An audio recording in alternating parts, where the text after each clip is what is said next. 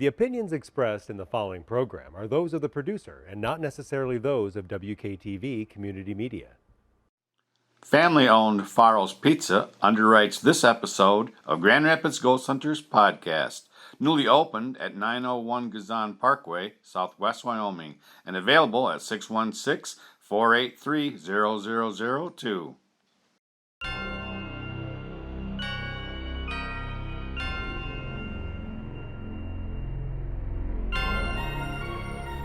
We hear things in the deep, dark night. We see things in the shadows, in the corners of our eyes. In mind and dim light, we sense things when they just aren't right.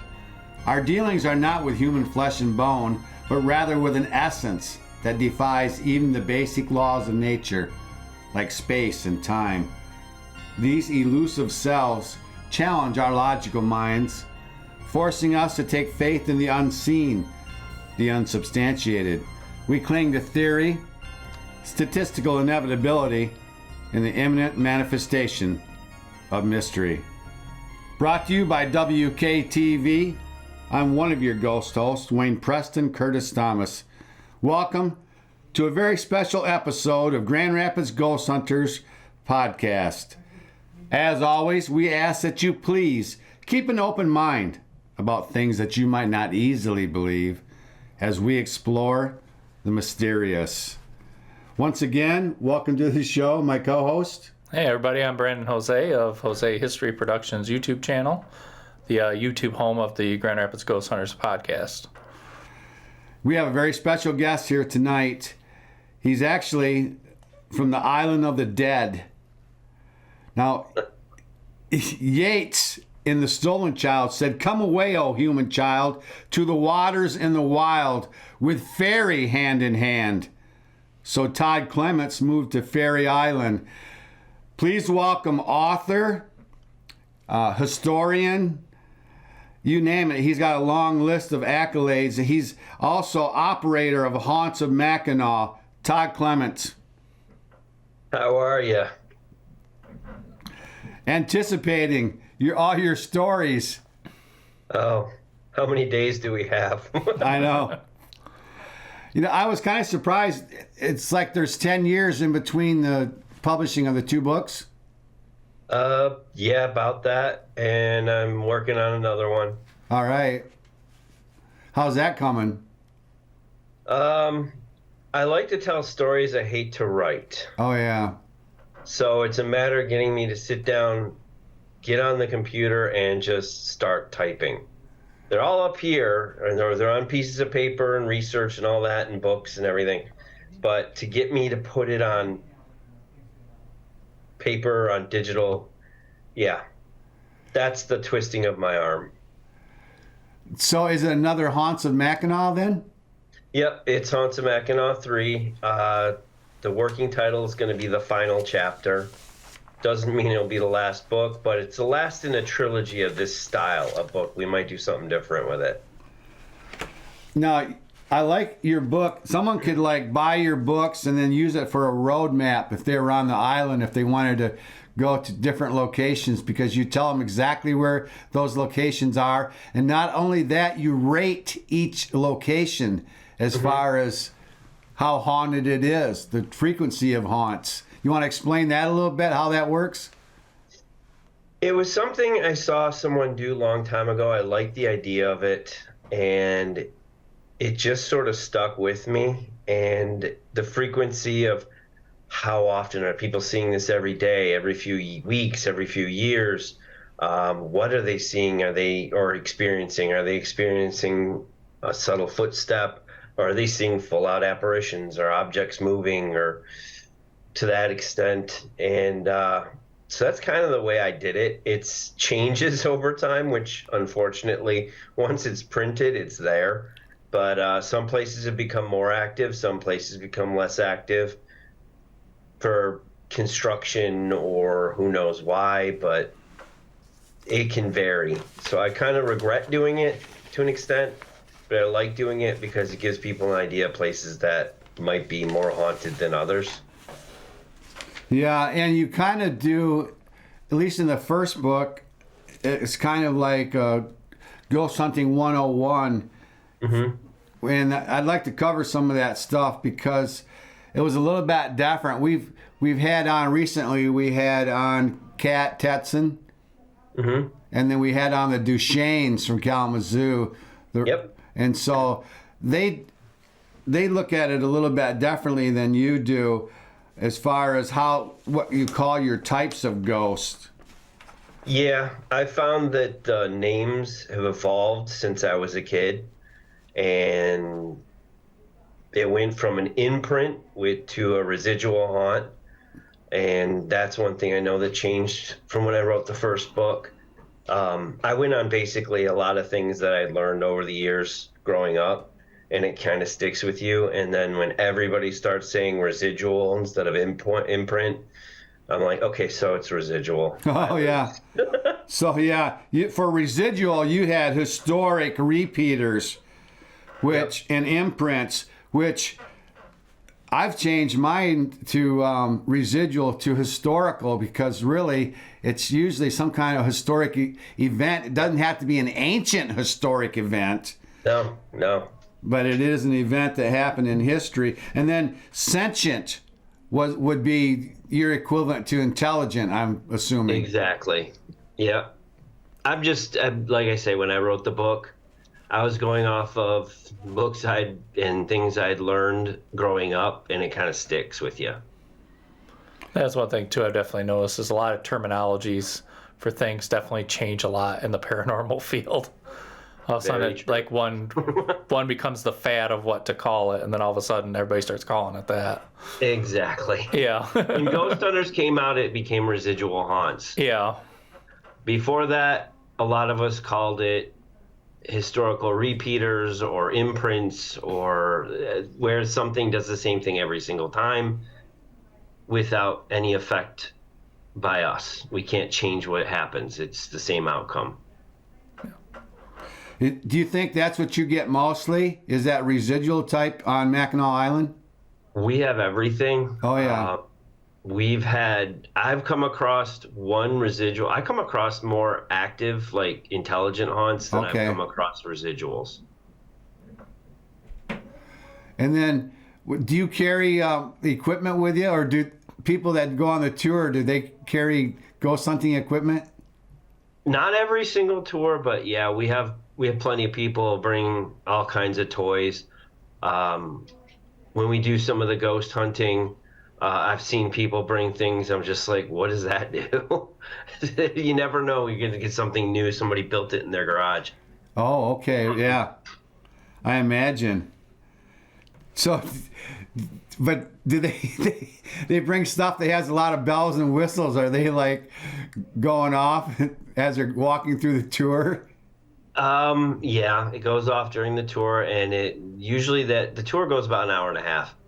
When something happens and they've got a meter and it's going crazy and it doesn't make sense why it's going crazy, the tour goes longer and longer because no one wants to leave the location. They want to see if something's going to happen, if they're going to see a ghost or hear something or hear a voice from the other world. So yeah, when they bring equipment, all the guides were pretty much expecting it to go longer. Like so many of the people that we have on this show, you had an early introduction to the supernatural. Oh, yeah. Oh, yeah. I was 12 years old, and I'm not going to say how old I am, but I've been doing it well over 30 years now. But yeah, it started as a hobby as a kid. I saw a ghost when I was 12. On Mackinac Island, and it pretty much went from that to going to the local library back home and getting Hans Holzer books, finding out about the Warrens, finding out about there's so many books that I've read over the years. Then I got a subscription to the Time Life, Mysteries of the Universe, or Mysteries of the Unknown. And I started reading about that, which made me just actually wonder even more about the things and what I've seen. So it became a lifelong interest. It started very amateur. We had dowsing rods and an audio cassette recorder that was like the size of a shoebox. We go to places where we heard a ghost story, oh, we heard this is haunted. We'd sit there with dowsing rods and an audio cassette recorder and just talk to the darkness and see if we could find something that was more for fun. I was the only one who was really serious about it. All my friends were just like, it's something fun to do. Let's go do it. And yeah, over the years, better equipment, started getting dowse meters, just all kinds of different equipment. And now I have like practically a historical museum of paranormal investigation equipment. Oh, yeah. Now, your dowsing rods, were those, what were they made out of, copper? Copper, and the handles were designed so that you could not affect them easily. They were loose handles on them, and basically it was, we used plastic tubes on copper wire, or copper, yeah, they were wire.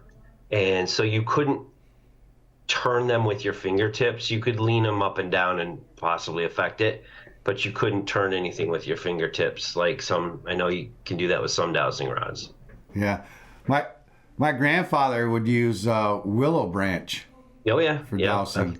I heard about that. Looking for water. Well, for water, right, where we were going to drill our well out in our yard. Yeah, it's funny how some of that stuff comes back, though. And it works. Yeah. The water one, yeah, we did it just for fun one time to see, does this really work? And really, yeah, it actually did work. I was like, trees know where the water is. Yeah. In your first book, you answered the question, why do ghosts haunt? And that, when I was doing interviews, that was the thing, that people wanted to know. They'd have tears in their eyes. They'd be crying, why is this thing in my house? Why is it affecting my children?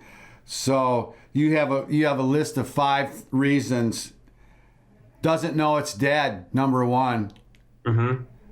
Yeah, that's the person that usually that is accidental death, murder victim, someone who is just there 1 minute and they're gone, and they didn't even know it. Kind of a good way to explain to most people who don't understand. It's like the movie The Sixth Sense, where Bruce Willis's character, he didn't know he died at first. Right. And he was wondering, why is everybody ignoring me? Why won't anyone talk to me? Right. And that category also includes kids that are confused and lost. So They don't that's one of understand the what happened. Yeah, that's one of the most tragic ones, I think. And those ones are sad. You have unfinished business. That's probably just practicing someone's free will, I guess. Yep. I was supposed to do something. I have to finish what I was trying to do. Unfinished business I think it has to do with like saying goodbye to loved ones, or say there's a safe in the floor and you want your son to know that the safe is in the floor and he doesn't know about it, and you try and lead him to it, like unfinished business. It's Or interesting. or you're a murder victim, finding the killer. It's interesting you bring up money, because that's what my grandfather, when he was an adolescent, he was coming back from fishing and he saw what looked like a light of a lantern stopping on his neighbor's farm. His neighbor had died recently, so this light of a lantern would go to different places and stop. They came back the next day, they dug up jars of money.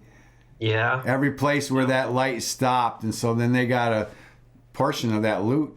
Unfinished business. Yeah. And then you have messenger. That kind of overlaps. It overlaps a little bit. Messenger is like, some people will test that those are more angelic spirits, where they're saying, don't go down that dark alleyway, something bad will happen. Like, they give you a nudge or a message to let you know someone's okay, they passed on, they've gone to they're fine, they're in the afterlife, and you won't hear from them anymore. They're just saying goodbye, sending a message. Yeah, messenger is it's very similar. Yeah, that'd be a good one to run into. Other than vengeance, your 4th one, that's vengeance. That sounds scary there. That's the angry ghost. That's just like, you killed me, I'm going to get you, or I saw what you did. It's just anger. Yeah. It's not usually, from what I've seen, vengeful ghosts aren't good ghosts to deal with. They're very angry. Typically, if you're going to come into a violent situation with a human ghost, it'll be a vengeful ghost. So yeah, I try to steer clear. We have a few of them on the island, but not many. Okay. And then your fifth one, last one's material attachments to things. Mm-hmm. Say you had, I'm trying to think of something that's really like valuable to someone, a piece of jewelry or something that you worked so hard to get, or it meant so much to you in your life that you were inseparable. You couldn't be without it. It was basically part of you. And when you die, you lose it, but you want to still have it, so you get attached to it. I've heard stories of attachments to jewelry, weapons, cars, buildings. I mean, there's a lot of them if you think about it. Hollywood does a good job with it, of course, with like movies like Christine, where it's a car. She's attached to a car and she haunts the car and the car's possessed. But yeah, I mean, there's a lot of people who do with that. John Zaffis is the first person I know who did a lot with haunted attachments. The Newkirks do their haunted attachment museum. Jason Hawes' daughter, I think, has a haunted museum. So there's people who have a lot of items that have something attached to them. Yeah, you have to be willing to give that up, say goodbye to that stuff, and move on. I heard that the only material possessions. The only attachment you can take with you is love. That's what I heard. For sure. I agree. And at this time in your book, you brought up, and I think I really like this, is scents, smells. Oh yeah, I've had plenty of that. On the island, you have a lot of that. Yeah, we've had perfumes, we've had cigars, which you can't. Those are something that you can explain it sometimes. Because wood and like fabrics can trap smells, and if the humidity is the right level and the temperature is the right level, sometimes things can release a smell. So I'm always skeptical of smells, but there have been times where it's really, really strong, and you're like, that's not a faint smell of a cigar. That's a very strong smell of a cigar. It could be someone in the area, but usually when you're in a building, the windows are shut, you're not going to smell it unless they're in the building with you. But yeah, I've had foul odors. Those ones you worry about because you hear about foul odors and demonic entities. Most of mine have been perfume, pipe tobacco, cigar tobacco. Trying to think of anything else. We've had like cherries. Big ones. We smelled oranges one time and it didn't make any sense. We still don't know why. It was really strong smell of oranges once. Yeah, we've had cherries and strawberries, and like you said, those nasty sulfur and decaying smells too. Those you kind of worry about. You're like, where's the body buried? Because I smell it. It smelled like death. I mean, we've had some bad ones. I think we had cat litter one time, and then we were getting EVPs of a cat meowing too, which was weird at one location. Yeah, I mean, yeah. Hey, I've and there was no cat in the location. Animal ghosts. We had a few. We have a few on the island too. So. Oh, okay. And then Marie Cisneros did the Muskegon, Haunts of Muskegon, and she talked about the horse manure smell at some of those places over there. It still lingers. I rarely smell it anymore. You get used to it on the island. I bet. Yeah. I bet. You stop smelling fudge and horse poop. Fudge, right. It goes away after a few months. You're like, everybody's like, oh, do you smell that? You're like, oh, you mean the horse poop. Or, oh, you mean we're walking by a fudge shop. You smell the chocolate. Yeah. So. You talk about how a ghost might appear. You talk about full form apparition. Mm-hmm. But you say, might not have feet.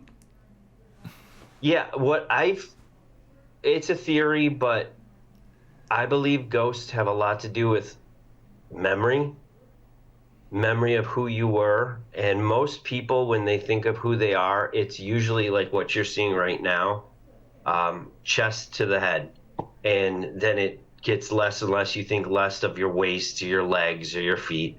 So I think somehow when you see an apparition, the easiest thing for them to remember is their face, is their shoulders, what you would see in a mirror every morning when you're getting up and getting ready to go for your day. So that's the strongest memory of ourself that we see. And you aren't usually looking down at your, well, some people might, but you don't usually sit there and stare at your feet, your chest. So that's why I think when you get an apparition that's not like full bodied, head to toe, it's something to do with memory. Okay. And the more energy they have, the more they can present their entire body to their feet. That's interesting. First I had heard of that. And then, well, I tell people set their meters, if you got some kind of meter, set it up off the ground, at least 3-4 feet off the ground for that reason. Yep. So then the freeform apparition is the opposite of the full form apparition. You talk about ghost lights, mist, orbs, and Don't talk to me. That is something that's gone. Yeah, you change your opinion from one book to the other on my orbs. opinion on the orbs because at the time the jury was out on them, and when the book was written, people were still looking at it as a possibility, but digital technology and all these different things were starting to pop up where you could start figuring things out more, and we figured out probably 99% of orbs are just a reflection in how the camera interprets it. It's dust, it's water vapor, it's possibly a bug. It could be a number of different things. Now, there are some situations where it might be something else. Okay. You do include poltergeist. Now, that was like a third category. And then that's also what Cat had poltergeist, so did the Duchesnes.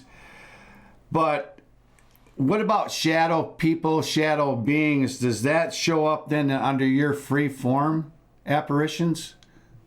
Sort of. The difference between what I would say a normal apparition versus a shadow person is shadow person sometimes is extremely detailed without features.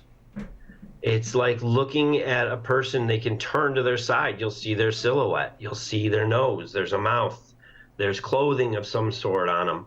And if they face you, you just see the silhouette of their shoulders and their shape of their head. And maybe you'll see their ears sticking out. Where it's detailed, but there's no color. There's no light. It's just a black shadow of a person. Where with normal apparitions, you're dealing with, like, you'll see eyes. You'll see a mouth, a nose. You could see like a hand, like the color. Sometimes you can see much more of it. Do you get reports of the shadow beings? I've seen them. I've seen them on the island. Oh, have you? 2 times. Oh, wow. Yeah, 2 times.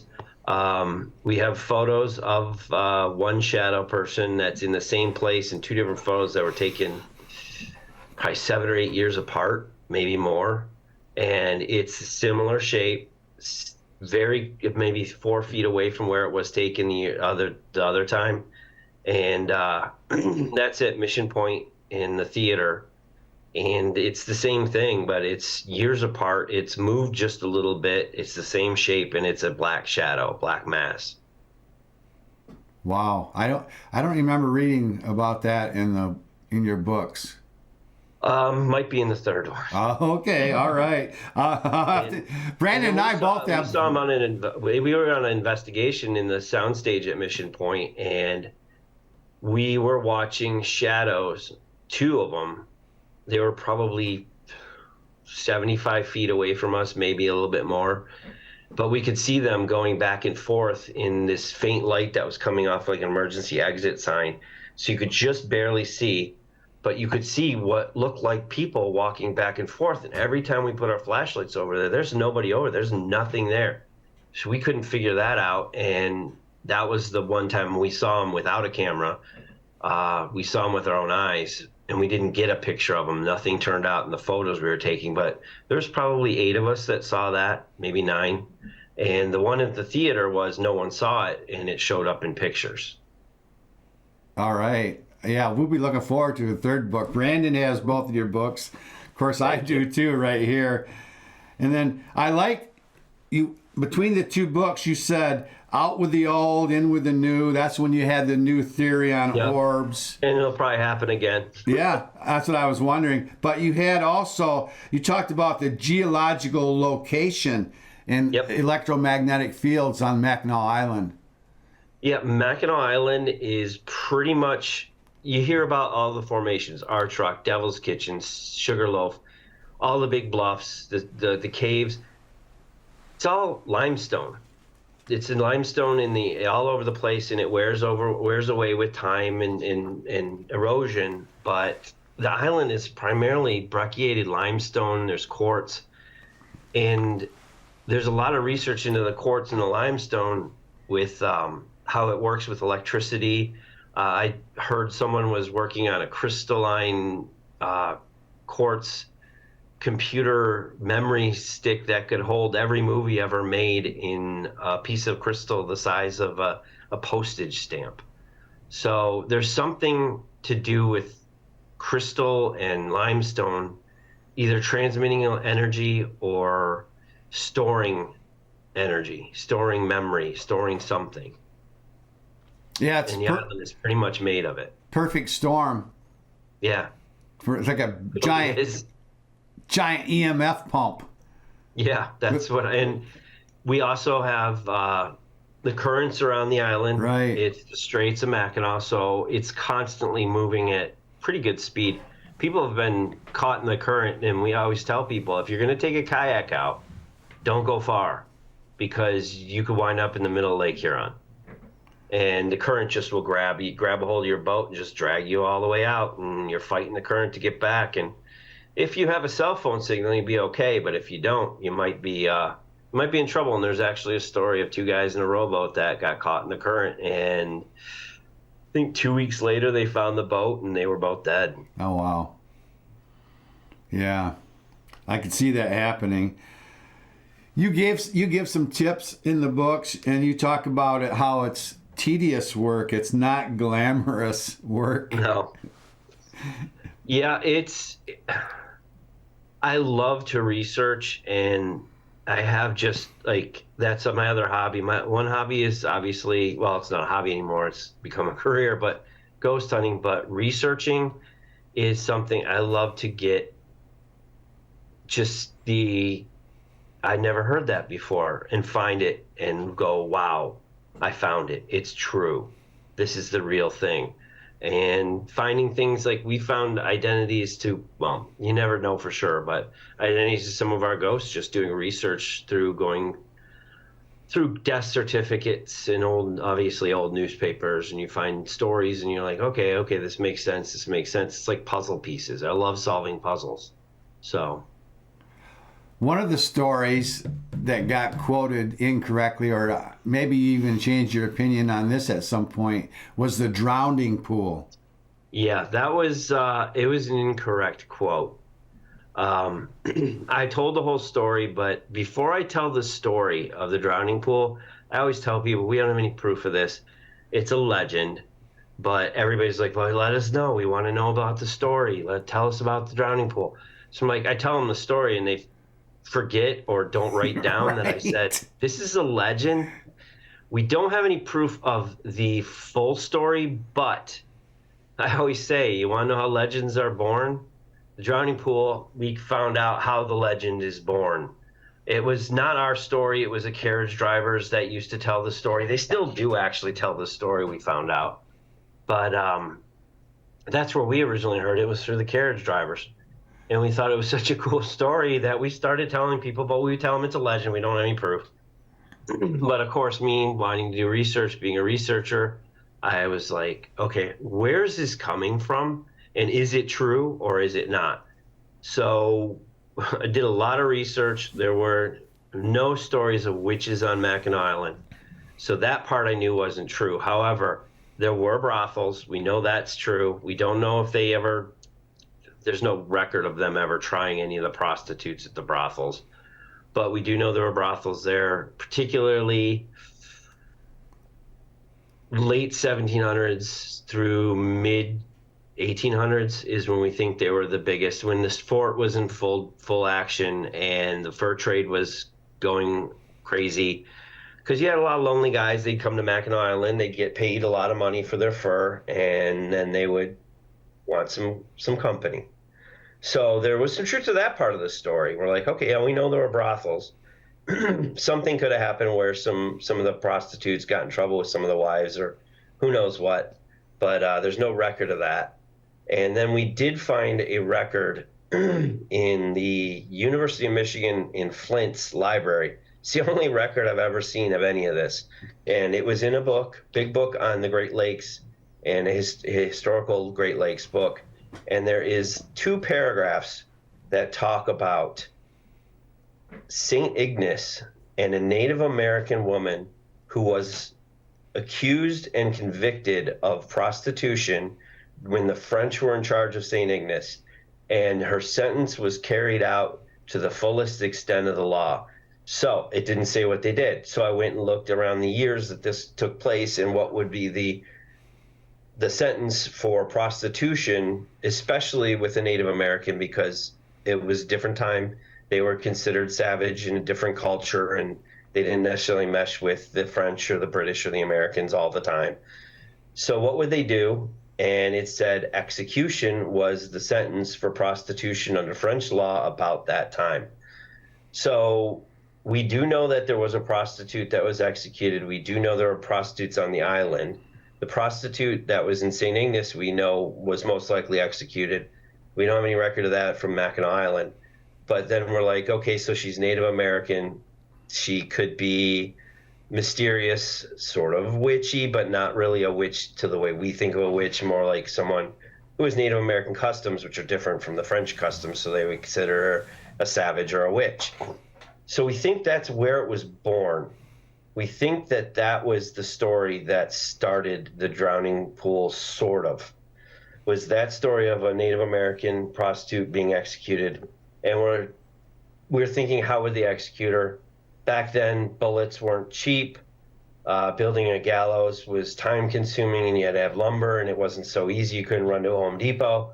So typically, I would say the cheapest way to do it is just get some rope, put some rocks in it, to throw it around her ankles and toss her in the water. Done. Oh, yeah. End of story.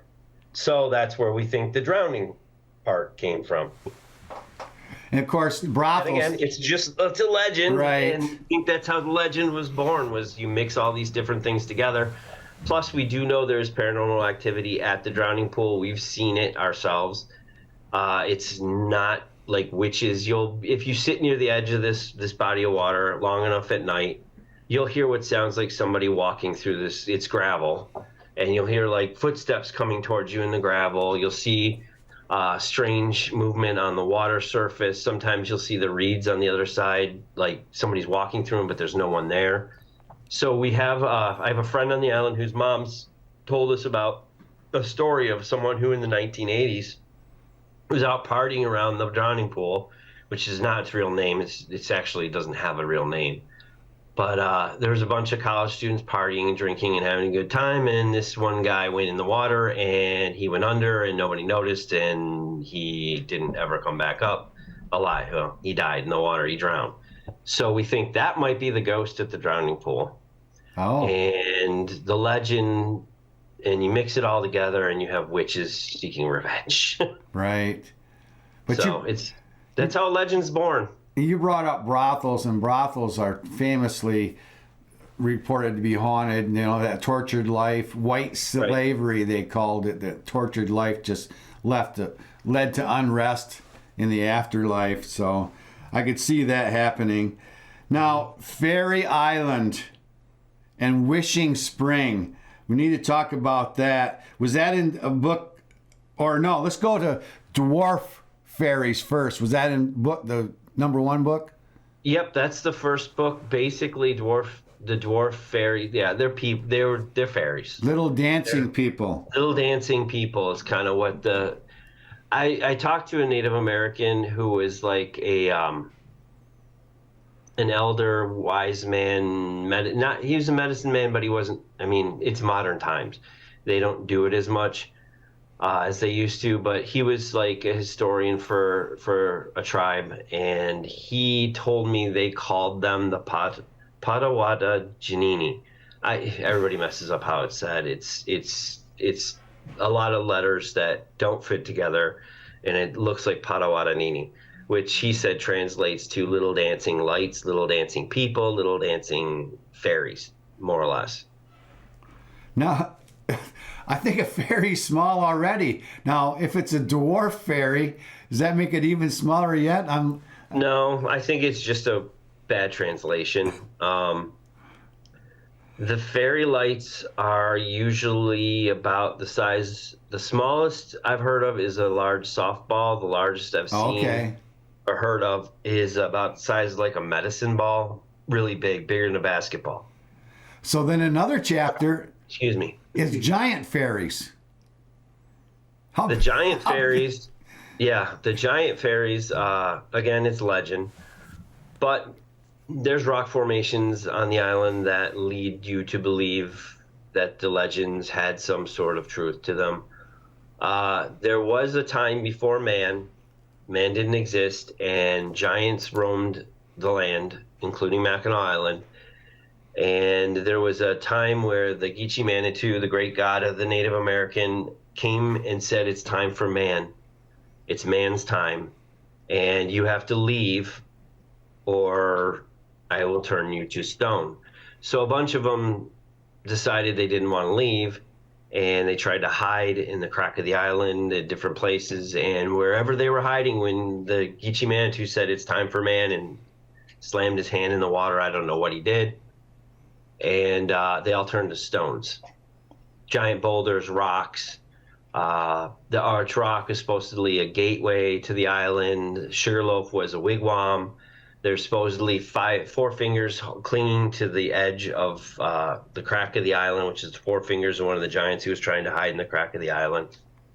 So those are the giant fairies. I love all these legends. Yeah, apparently they were into wine and dance also. Yeah.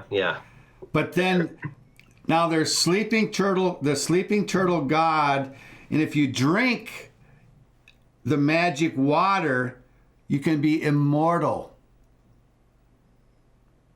So there is something we have called the wishing spring. It's not a wishing spring anymore. In fact, if you drank the water, you'd probably do the exact opposite of being immortal. You'd probably be in an early grave. Oh yeah, the wishing spring, you get one wish. Yep, and you have to spin around 3 times, I think, and you make a wish, and you take a sip of the water, and your wish is granted. The story behind it is that there is a dark Manitou who lived in a lake called Devil's Lake, which is above where the wishing spring is. And they don't even call it the wishing spring anymore. You had to go look into history to find out why it was originally called the wishing spring and where it was.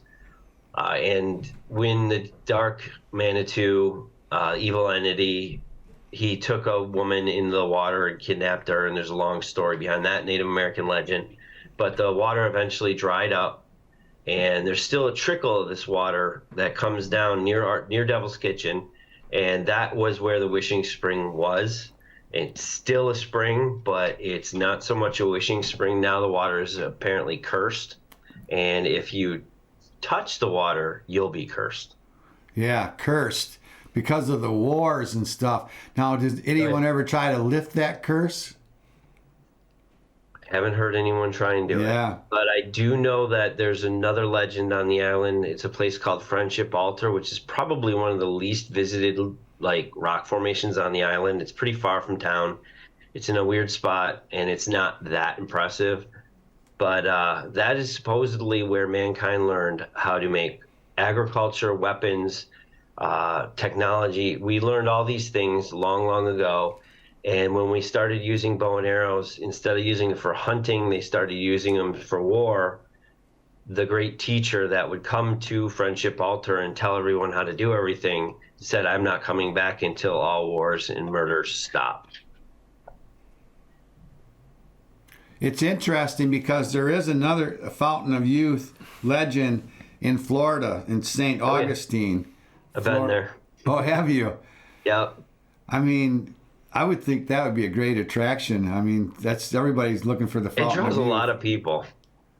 It drew a lot of people for sure. It was not empty. There were quite a few people And they say do not drink the water, but I'm sure some people probably do. I bet. Yeah. I hadn't realized. I missed that the first time I read through the books, that the Fountain of Youth was actually supposedly on Mackinac Island at one time.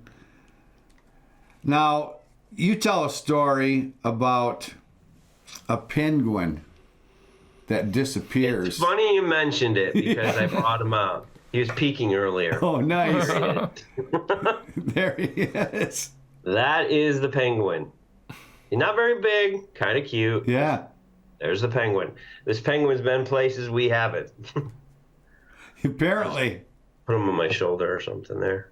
But so the story of the penguin, we were on an investigation at Mission Point Theater, and it was, I think, 5 of us. We were all together the whole time. We have a little story of there's a little girl who haunts the theater. She usually is up in the balcony, and there's a certain seat that she's usually seen in, or she moves the seat. So we started bringing her toys, something that would get her attention. And we just happened to pick up this little penguin. So we're like, it's cute, put it on there. She might play with it. So we put it up there on her seat. We roped off the staircase. We were all together that night. We were locked in. There's one way in, one way out. Nobody ever went in or out. Nobody went up on the balcony and it was roped off. So the end of the night, we are breaking everything down, and we check on we went up to grab the penguin, and it wasn't there. So at first we're like, oh, who took the penguin? Who was up there? And we're like, we were all together. Nobody did it. There's nobody there. Nobody knew we were investigating that night except for us and the security guards who didn't come in. They know not to come in when we're doing investigations. So the penguin's gone, and we're just like, well, I guess she got her toy. And we didn't think much of it other than the fact that this is really weird, and it disappeared, and we don't know what happened to it. Move forward, I think it was 3 years. Yeah, wow. Another investigation. We're out doing the same thing. We had an Etch-a-Sketch on her chair at that time, so we could see if she would the electrical fields and manipulating magnetic filings and everything. We thought it might work. It never did. We never got it to work. But we'd put it up there every time we did an investigation in the theater. So we did the same type of thing, except no one who was there 3 years earlier was on this investigation. We put the Etch-a-Sketch up there, or I put the Etch-a-Sketch up there on her seat, like I'd been doing. Didn't think anything of it, went downstairs, we roped it off. No one's allowed up on the balcony. It's for safety reasons as much as anything, because there's really not a good railing to stop you if you were to trip and go off the balcony. So at the end of the night, we go up to see if there's anything on the Etch-a-Sketch, if she's moved it or affected it in any way, shape, or form. And sitting right next to the Etch-a-Sketch was the penguin. 3 years later. 3 years later, Wow. No one there knew about the penguin. I was the only one who knew about the penguin. And the penguin was sitting there. So I'm just like, I just told everybody, I'm sitting there. I'm white. It turns white as a ghost. I was freaking out. I didn't know what to do. It's back. And they're like, what's back? The penguin. What penguin? So I told them the whole story, how it disappeared like 3 years ago. We just wrote it off as it's gone. And then it's back. And so we don't know what happened to it. I can't explain what happened to the penguin. I don't know if it went to another dimension, or she took it, or somebody really had a really great elaborate hoax planned on us. I don't know, but 3 years randomly showing up, no way we could figure out it got there 3 years later or how it disappeared in the first place. It's And, something. and that's some Mine. commitment if somebody did it as a hoax, because that's Yeah, a long I time know. to wait for the payoff. You wait 3 years for a payoff that you're not going to probably see the payoff anyway. Yeah, Because there's nobody there but us. yeah. Brandon, have you ever had that happen? Something disappear like that? I can't think of anything where I've ever had anything like that where something disappeared. But That's the only time that's ever happened to me. yeah, We've had people on the show, Steve Wilson from Australia Yeah. had the Moldavite that disappeared, and then, or Bill Konkoleski yeah, he had was the some one, yeah. Moldavite that disappeared, and then like a year or two later shows up again right where he left it, and then another guy we had on, Dave Emmons, who is also alien abductee guy. He calls it apports, APPORTS, and he seemed to think it was something to do with aliens. But I knew of your story, and it seemed like it was feel like aliens to me. I don't know though. I mean, like you said, maybe another dimension. Where'd this thing go for 3 years? The penguin's gone for 3 years. Gone. And it's funny. I've never shown him before. It's always been sitting in my office for years. And everyone's like, "Where's the penguin? You should bring it to like when you do presentations to the public and everything."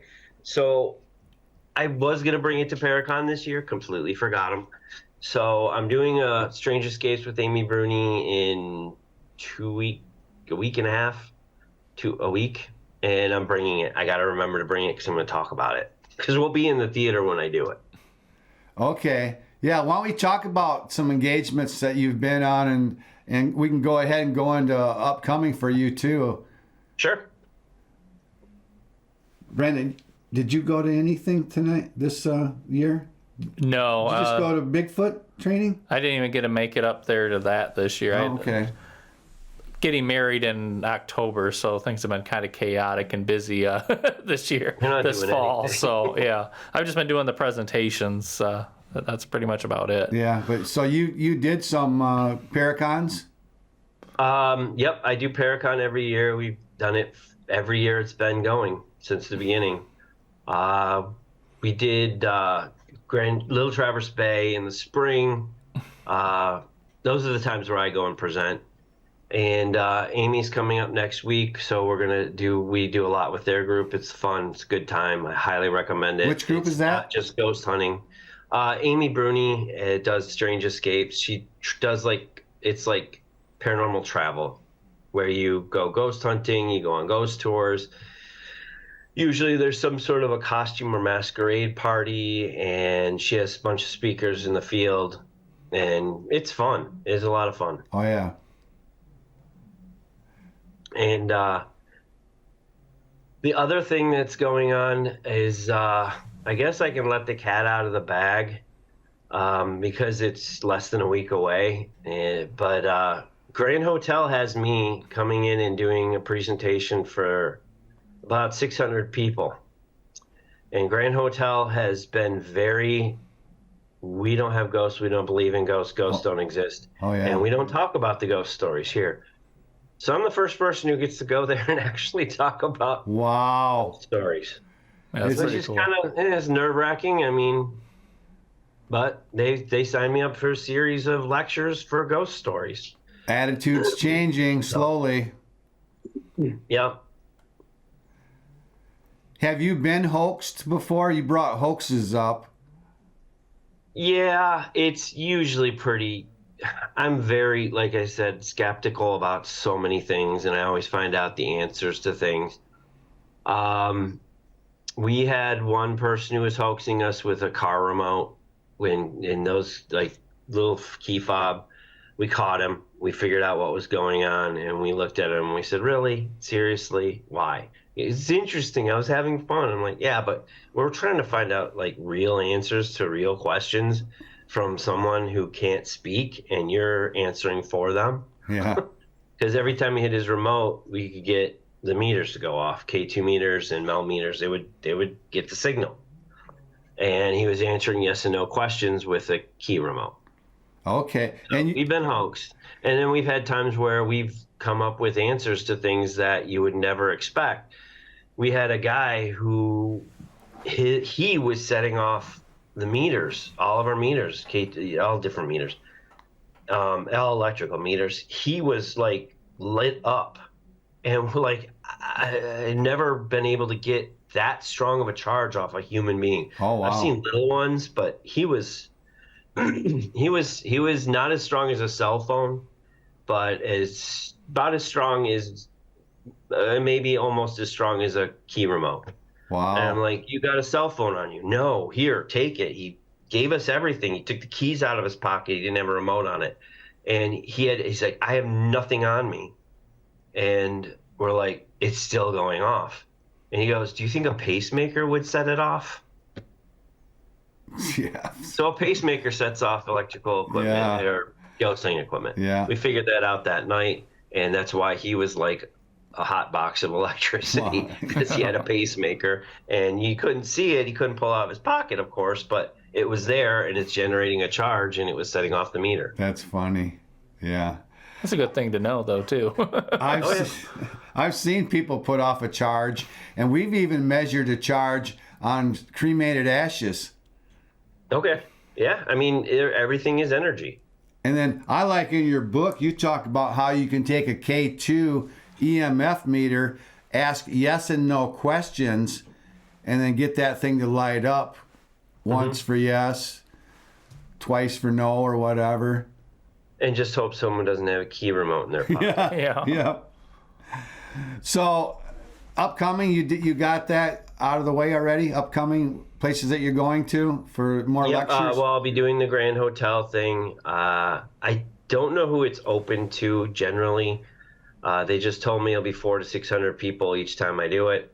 So there's just a lot of people. It's probably guests at the hotel. And Amy Bruni, and then also Candace and Exie are doing an event on the island in mid-October, and we're going to be a big part of that. And I might pop into Mid-Michigan Paranormal Convention. I might do the Old Mill. I'm not speaking, but I might just show up to say hi to friends and things. Okay. Yeah, you dropped Exie's name.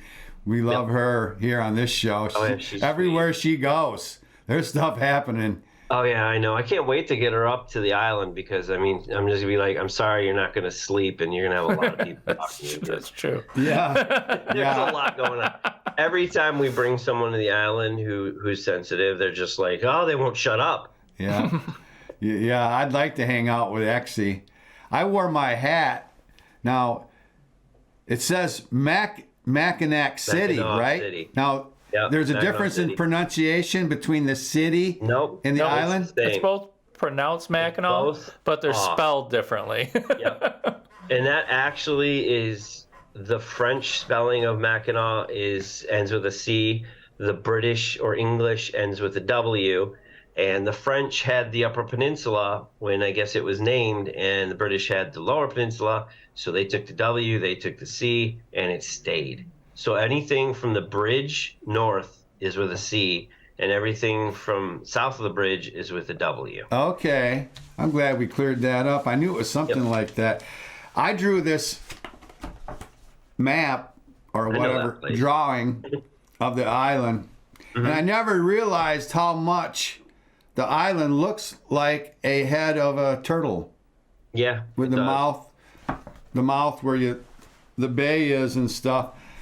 Yeah. Now, can you give people an idea how big this island is? It's 8.2 miles if you go around the edge of the island. It is the only highway, I believe, in the United States that does not allow automobiles or motorized vehicles. It's all bicycles, horses and carriages, and people on foot. So it's pretty much 8.2 miles around. I forget how many acres the island is, but you can get lost on the island, but if you go in a straight line, you'll find the water. Yeah, I would hope so. Guarantee you can get back to town. You just got to follow the road because it goes in a circle. Seems like I read 14 islands would fit in Detroit City.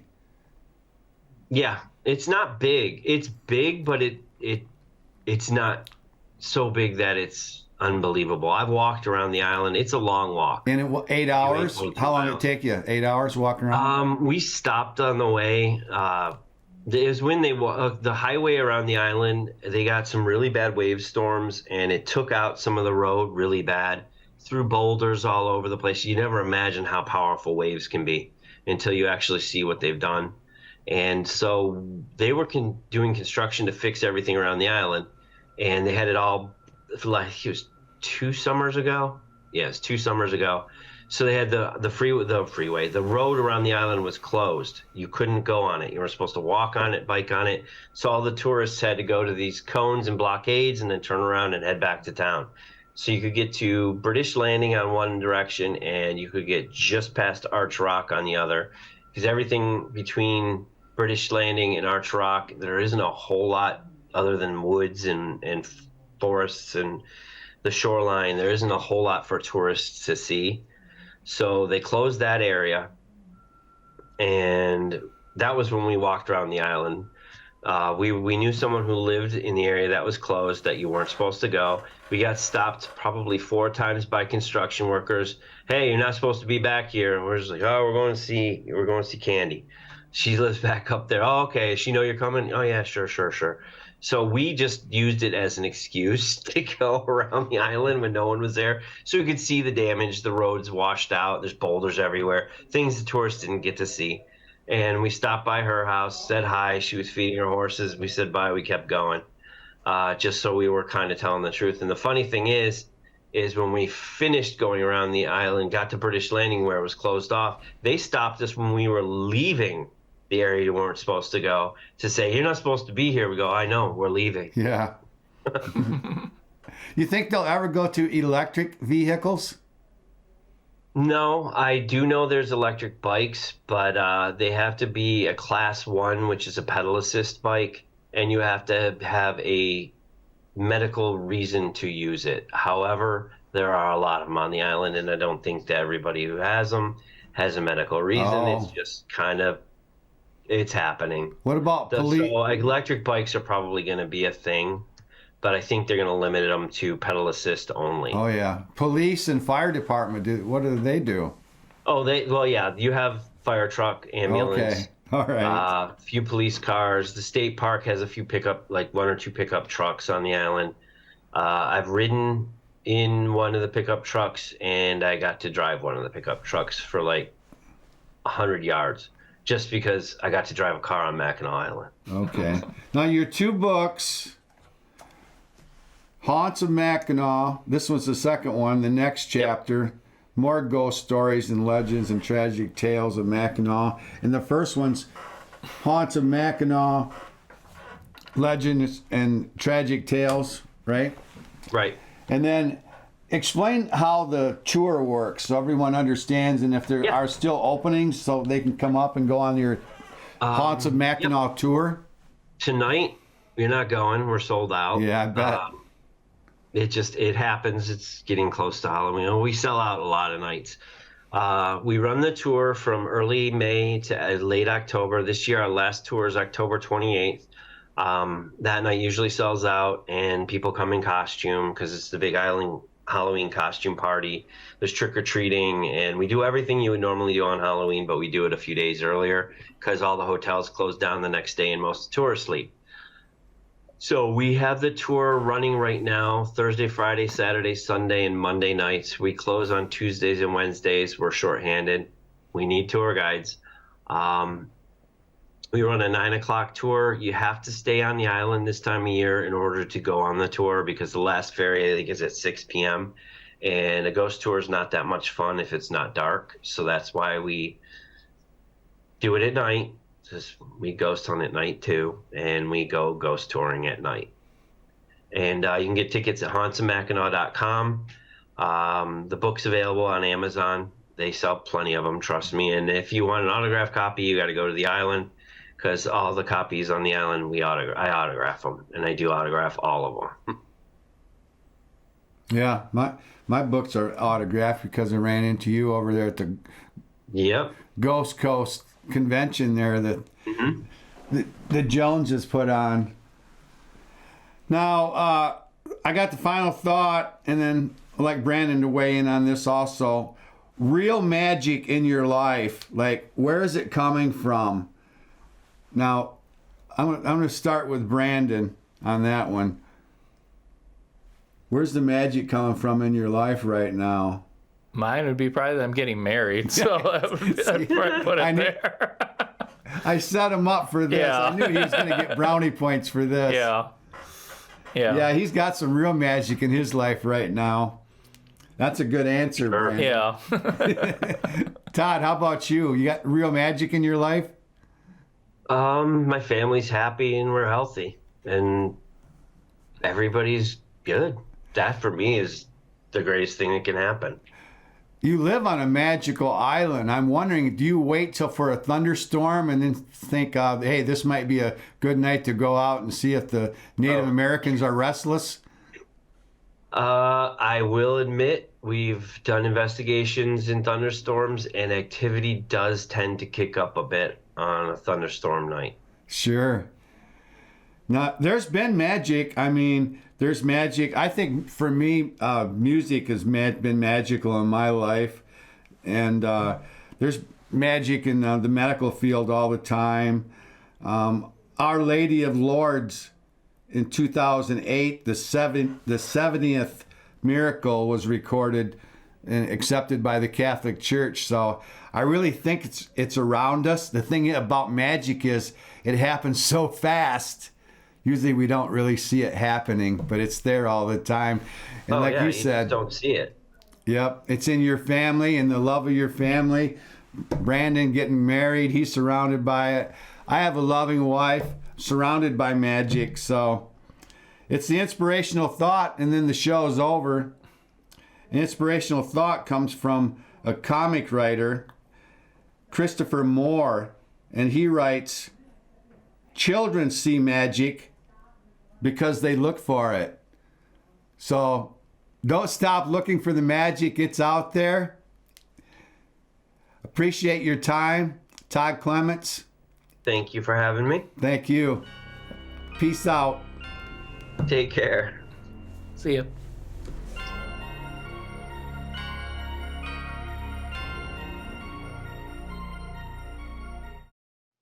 Family-owned Faro's Pizza underwrites this episode of Grand Rapids Ghost Hunters podcast. Newly opened at 901 Gazan Parkway, Southwest Wyoming, and available at 616-483-0002. The opinions expressed in the preceding program are those of the producer and not necessarily those of WKTV Community Media.